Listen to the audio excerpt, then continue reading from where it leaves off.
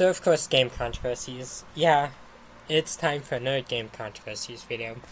So there's been a lot of controversies in regards with gaming, mainly small stuff like Puddlegate from Spider-Man, or of course, uh, like Call of Duty being in controversy because they release games every year.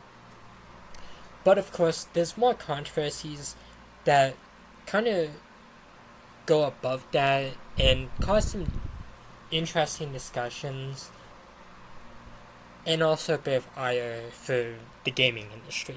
Now, of course, this is part 4 of the game controversies video, of the game controversy series. So, I do want to just get into this video. So, DB1, there is a lot of discussion about various controversies in the gaming industry, and I've never said this before, but I will try to refrain from talking about specific individuals or specific gaming communities, like, the Persona community on Twitter. It's bad, but I'm not gonna spend an entire video talking about it. Or I'm not gonna talk about a developer who got outed for, I guess, dumping chemical waste in water. Because I want to focus more on companies and games. So, of course, let's get into the video. And of course, at number 5, we of course have studio buyouts. So, studios being bought on paper isn't a bad thing because, well, one, this could actually bring more life to new games or previous games. But this has become an issue in recent years because certain of these companies don't even really do anything with the studios. Now, of course, the studios that I'm talking about are, of course, Bethesda, Activision, and Bungie. Now, Xbox owns Activision and Bethesda. Sony owns Bungie. And with these, they get games like Destiny, Elder Scrolls, Fallout, Call of Duty, Crash Bandicoot, Doom, Wolfenstein, Ghostwire Tokyo, I think formerly Hi-Fi Rush. They also get Dishonored, Redfall, and whatever else that Arcane has made. I know that they made quite a few games. But this is an issue to some people because some of the studios that are owned from these companies like Bethesda or Activision don't really work on anything new. Like, Xbox theoretically could own the Guitar Hero series because Activision owns that. But, well, how much do you want to bet that Activision is not going to make a new Guitar Hero or do any more Tony Hawk games? They're just probably going to be doing Call of Duty because that's the most successful stuff. And we've seen this with Rare. They bought Rare in the early 2000s, but we've never seen a Banjo-Kazooie game other than Nuts and Bolts, which was widely criticized. We've also never seen another Perfect Dark. In fact, if I recall correctly, I think they actually canceled. I don't know if it was that, but they canceled something. So it's drawn some ire that this has happened. Not to mention, buying up a studio costs a lot of money. They bought Activision for nearly $70 billion. I think it was $68 billion. And, well, they've been laying off people, which has drawn criticism because this is clearly money that they cannot afford to spend, but they're just going to do it anyway and, well, kind of screw over people who worked at these companies. Sony is no better either because Sony has, they have Bungie. There was rumors that they were going to do Warner Bros. Not to mention, Sony has also, both Sony and Microsoft have done some really bad stuff in the gaming industry, so they're not safe from criticism. And of course, at number 4, we of course have always online games. So always online games have been quite an issue since the last decade. These are games that, pretty much cannot be played offline. Notable examples are, of course, Call of Duty and other live service games, even if they allow for single player mode. Stuff like Genshin Impact can be played offline, but I think it needs an internet connection to be played. Call of Duty does have a campaign, but it needs to be online to be played. Same with stuff like Anthem. And it's also been an issue on PC too, because, unfortunately, there's that always online DRM stuff. Now, sure, preventing piracy is a good thing, but at the same time, it also screws over the consumer, because if they don't have a reliable internet connection, or if the service gets shut down, this kind of screws them over. And we're seeing this with stuff like Google Stadia, and of course Anthem, which the Stadia had shut down a few years ago, and Anthem is being shut down next year. And of course, next up, we of course have price increases. So next up, we of course have console increases. So everyone loves spending a bunch of money on consoles. They don't? Well, these companies sure don't know. Yeah, so recently the PlayStation brand has increased the price for the PlayStation 5. I don't know if the PS4 got affected, but the PS5 sure did. And it's the exact same thing with the Series X systems for Xbox and the Series S systems, along with the Nintendo Switch 1. Now, the Switch 1, its price increase isn't as bad, but the fact that it still even did get an increase 8 years later is kind of annoying.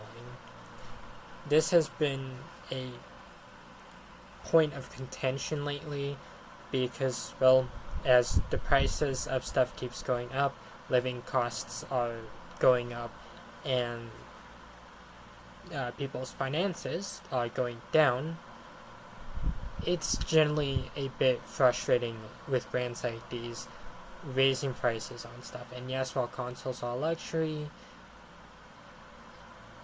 these consoles also do release a budget version of it with the PS5 Slim Digital Edition, and of course the Series S, and of course the Nintendo Switch Lite. So raising up the prices, even by $30, is still a bit of a really anti-consumer mood, and frankly kind of annoying, and was one of the reasons why this video came out at the time. Next up is, of course, sponsored games. So there's been some games that have been accused of being sponsored by certain creators. Now, games like Shadow of War, as well with Payday 3, did receive allegations of this. Payday 3 is probably the most recent example of sponsored games, and as of course a few YouTubers were accused of promoting the game without making it known that the game wasn't really running as well. And when Payday 3 did come out, a lot of people were understandably really frustrated. And this isn't the only two. There's been some mobile games that have been called out for this too. Like Raid Shadow Legends got accused of being sponsored without really being correct about it. And let me just say that all of these are allegations. Although there's been videos made about these going further into them than I can. But sponsored gaming has definitely been a point of contention within the industry, because, there's professional people in the gaming industry, and people who are talking about these games should be upfront about the fact that they're sponsored. And of course, my number one game controversy is, of course, stop killing games. Now, of course, this was going to be brought up eventually, and could be alluded to with the Always Online games that I talked about earlier in this video. And of course, So, what is Stop Killing Games? Well, this is pretty much an initiative to make game preservation a lot better, and actually, 100% support this. This needs to be done. The fact that developers can just straight up shut down games and make them unplayable, like Anthem, or even take them out of people's libraries, like The Crew, is really annoying. Not to mention the fact that, well, some of these are older games. Some of them are completely brand new, like Concord, as it got shut down weeks after it launched. Not to mention the fact that there's people who are buying stuff in these games, like, Suicide Squad killed Justice League, or Fortnite, or Grand Theft Auto, and the fact that these could be potentially shut down, it's kind of annoying, and it just seems like a really sketchy business practice. This definitely seems to be an issue more with multiplayer games, but doesn't help when some games are always online or live service games. This brings up some concerns about recent Call of Duties, because will the servers for those be active forever, or will they just simply shut down the entire game? Now, in some cases, they just shut down the multiplayer and the game does get an offline mode. Okay, cool. But how come it didn't get an online mode to begin with? That's kind of what Stop Killing Games was about, and this is not what the controversy is about. The controversy was, of course, from Pirate Software. Now, I normally don't talk about other YouTubers in my videos unless it's in a positive light, simply because I really do not want to get into drama. So I'm going to leave this one pretty short. Pirate Software is against this idea and pretty much was accused of causing momentum for it to kind of falter. And it garnered quite a bit of controversy because, well, I mean, it's literally a good thing to be against killing games, and I think the people behind this are actually doing a generally good job at bringing more awareness to this. So, being a contrarian and hoping it fails, yeah, it's not the nicest thing to do, and was something I've had my eye on for quite a bit, that I want to talk about this, and these videos would be perfect for that. So of course the final controversy of today's video is of course the fact that Pirate Software essentially kind of did some damage towards Stop Killing Games with what they said. Not to mention the fact that, well, games are getting shut down and game preservation being as bad as it is. But of course, that's all I really have to say about today's video. I will of course be back next time with more stuff. I also do plan to continue these videos because there's a bunch of other game controversies that surprisingly I can think about. But that's all I really have to say for today. So of course, thank you all for watching and have a wonderful night.